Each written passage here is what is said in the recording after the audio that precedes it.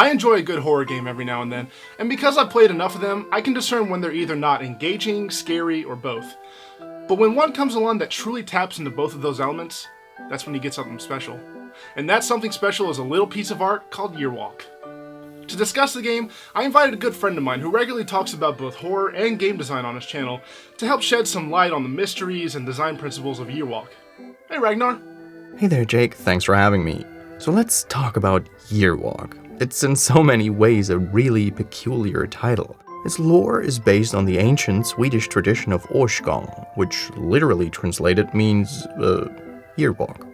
And this tradition is usually practiced around Christmas or New Year's Eve, where a person walks out into the woods at night and marches to the parish or church without being allowed to talk to anyone, with the intention of finding some form of supernatural enlightenment. Let's leave it at that for now.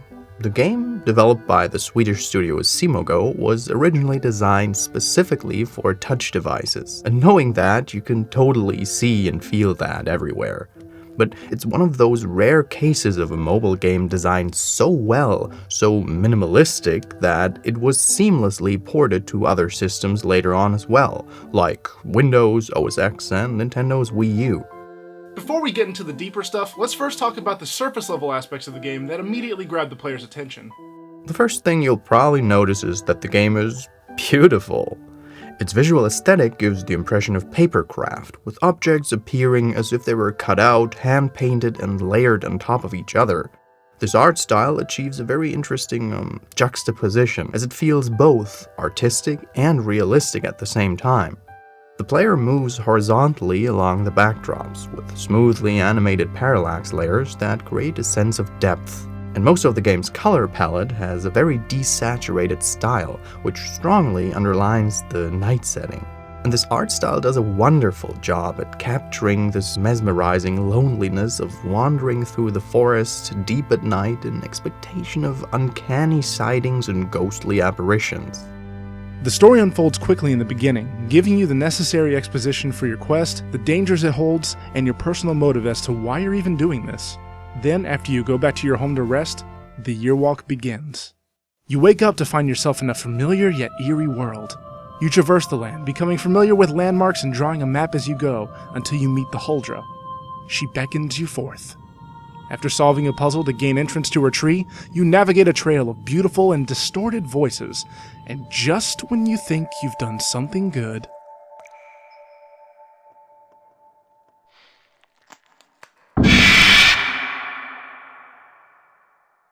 Well, jump scares are a pretty common trope in horror media, right?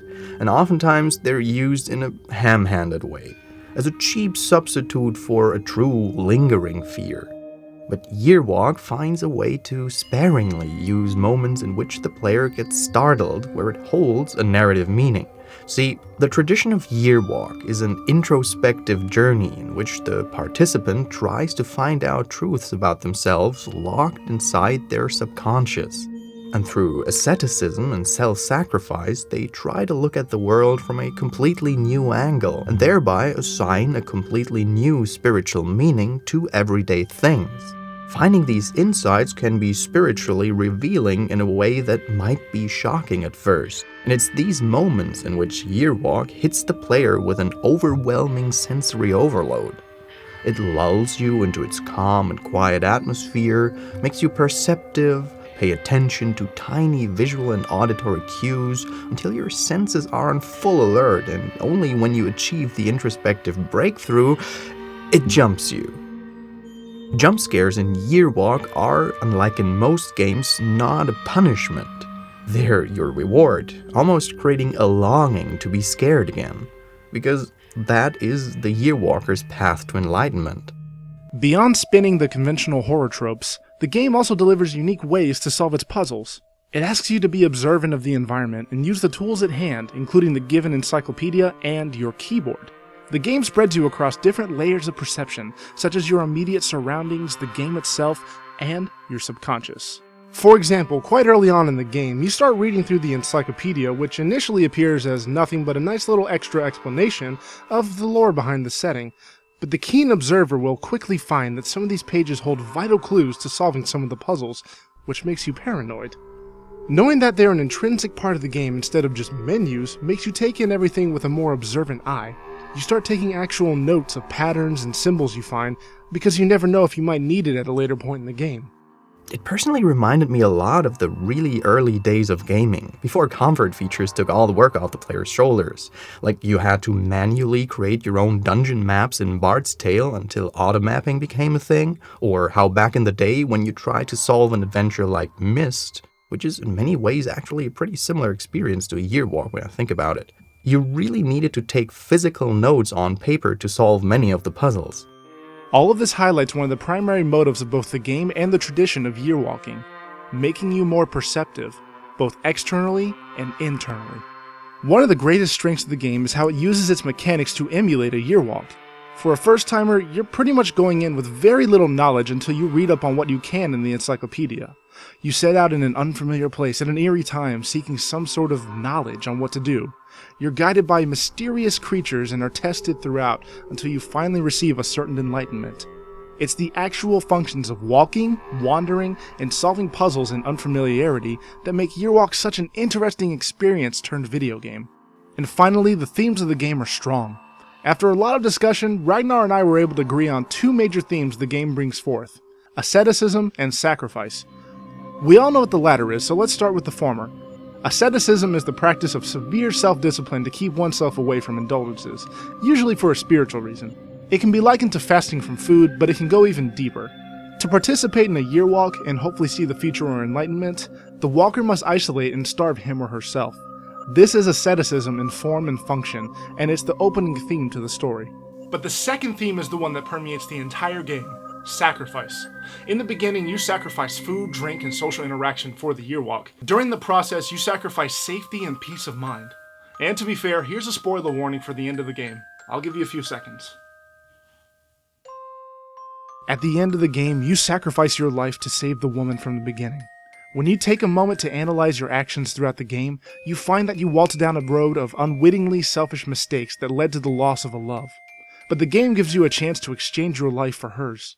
In such a dreary, sad, scary environment, the hope of a second chance sheds light on your walk so that you can make the ultimate right choice.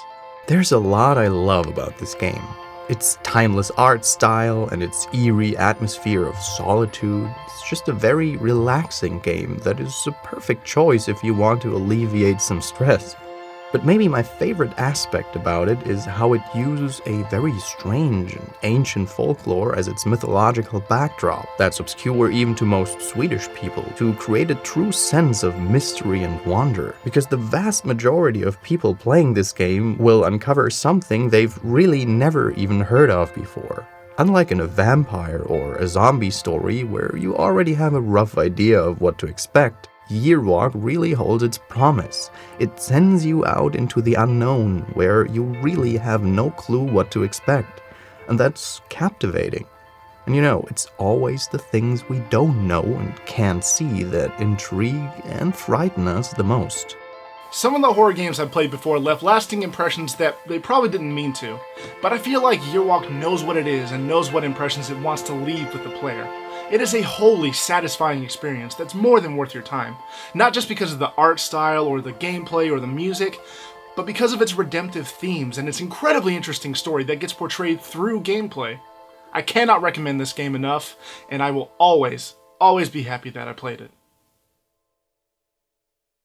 Thank you guys so much for watching this. If you liked it, let me know below, and make sure you check out both my videos and Ragnar's videos, especially his stuff because it is awesome. I cannot recommend it enough. Thank you so much again for watching, and have a great day.